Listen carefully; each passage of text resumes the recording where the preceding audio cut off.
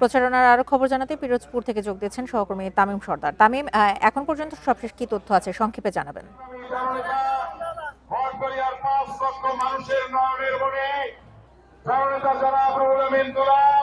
জি, আমি এই মুহূর্তে রয়েছি পিরোজপুরের পিরোজপুর ৩ মঠবাড়িয়া আসনের মঠবাড়িয়া মোস্তফা খেলার মাঠে।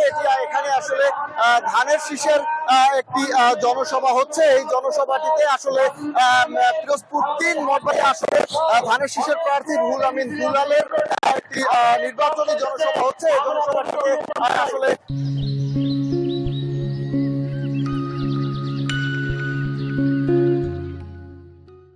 প্রায় কানায় কানায় পরিপূর্ণ হয়েছে। আমরা যদি পিরোজপুরের ৩ মঠবাড়িয়া আসনের কথা বলি, এখানে ৩ জন প্রার্থী হেভিওয়েট প্রার্থী প্রতিদ্বন্দ্বিতা করছে, তার মধ্যে রুহুল আমিন দুলাল অন্যতম। আমরা যদি রুহুল আমিন দুলালের কথা বলি, তার নেতাকর্মীদের সাথে কথা বলে আমরা যে আন্দোলন সংগ্রামে সেটি রুহুল আমিন দুলাল মাঠে থেকে সেই আন্দোলন সংগ্রাম পরিচালনা করেছেন এবং এই জন্যই তিনি আসলে ধানের শীষের প্রার্থী হয়েছেন। আমরা এছাড়াও যদি অন্যান্য প্রার্থীদের কথা বলি, সেখানে সাতলাখুলির প্রার্থী শামীম হামিদি এবং হাতপাখার প্রার্থী রয়েছে।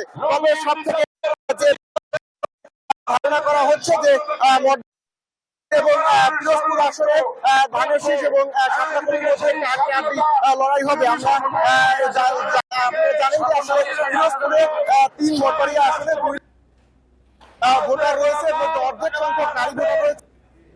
জি তামিম, পিরোজপুর থেকে জানাচ্ছিলেন সহকর্মী তামিম।